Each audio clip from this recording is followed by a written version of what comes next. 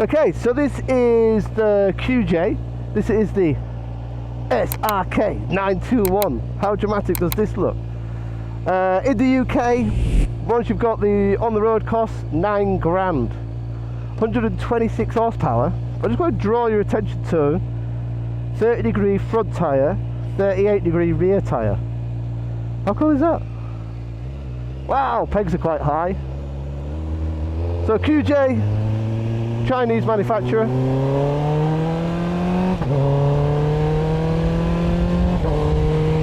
Just build into it.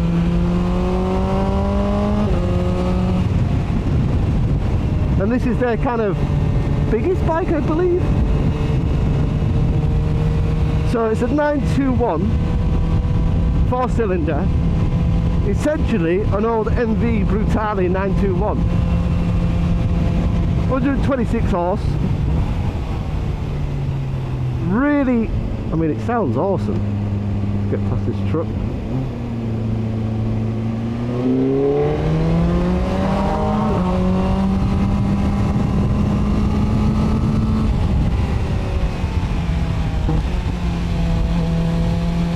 Oh, sounds good.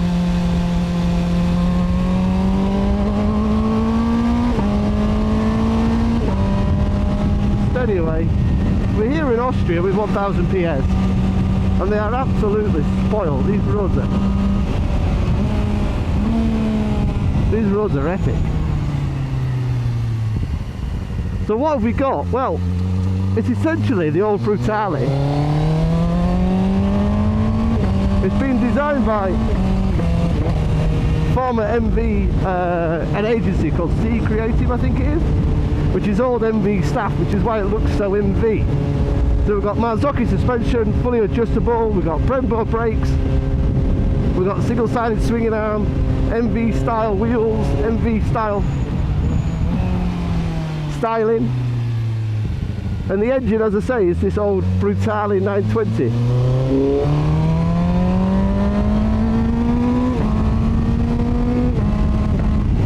Sounds good. Hairpin, concentrate.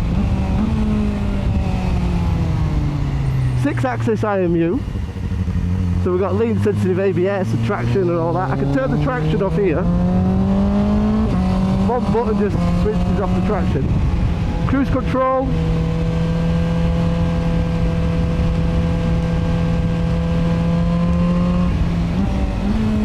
Good tyres.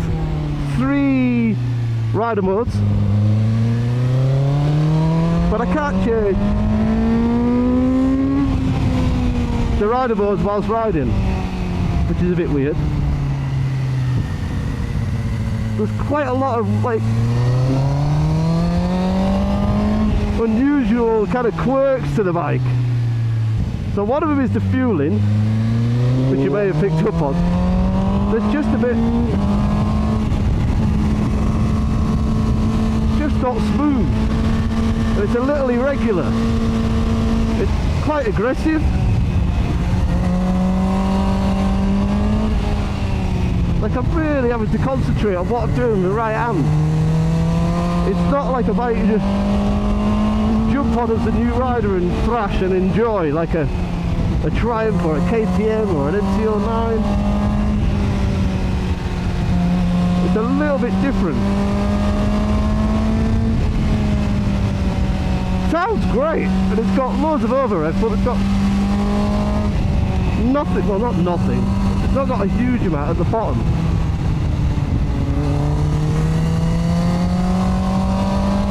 Like,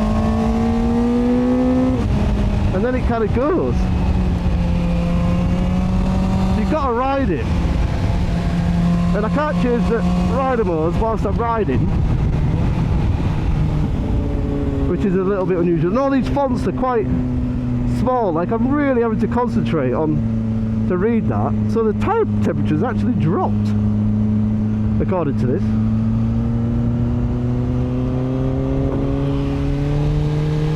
So, we like the looks,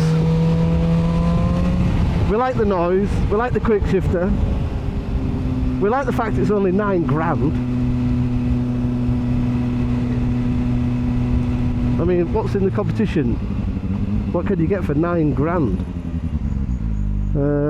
Hornets, are they 9, 10, depending on the spec. GSX 1000 from Suzuki. So there are other bikes. It's not as a bargain as you. How good does that sound? So we are saving money by opting for Chinese QJ, but we're not saving masses, especially when you compare it to the Hornet.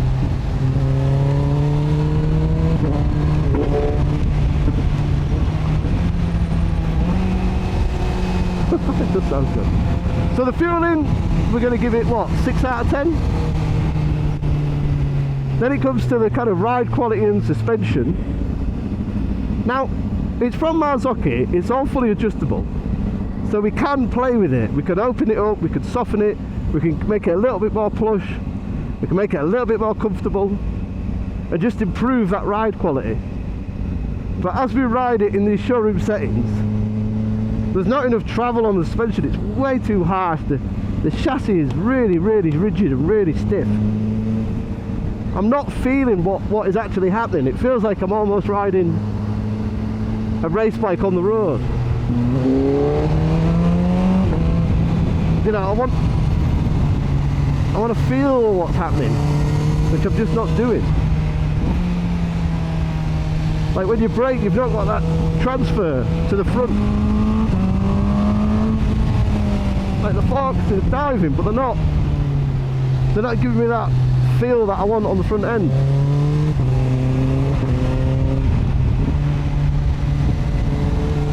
The rear's too firm, seat's too firm. But then the argument is, well, I can change all that because it's all fully adjustable.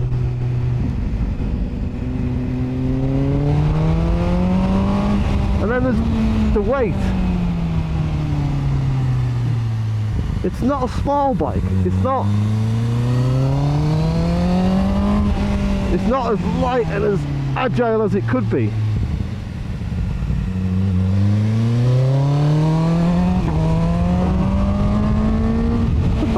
Just sound good. Run! But normally on this pass, on this road, I've got the ABS in Supermoto, I've got the traction off so I can pull wheelies, but it's not kind of really a wheelie bike. It's got the power to do it, but the throttle delivery is not nice enough.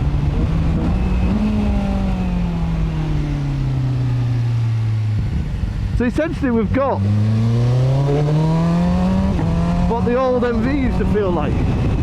Quite harsh fueling, quite harsh suspension, quite harsh chassis, loads of power at the top end, not a lot at the bottom.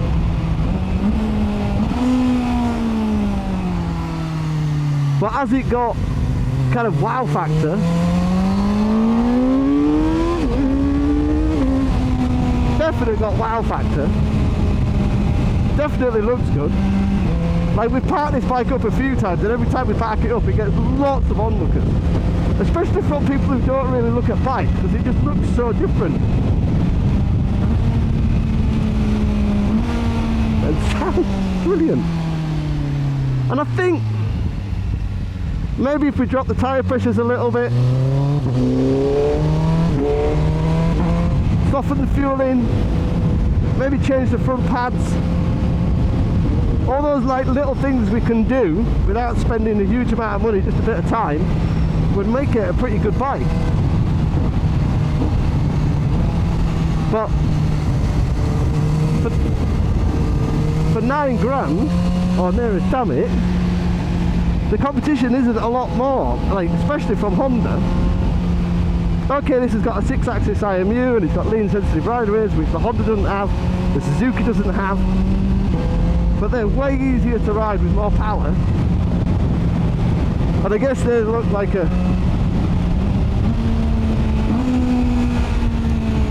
yeah, they're not as stylish or as exciting as this.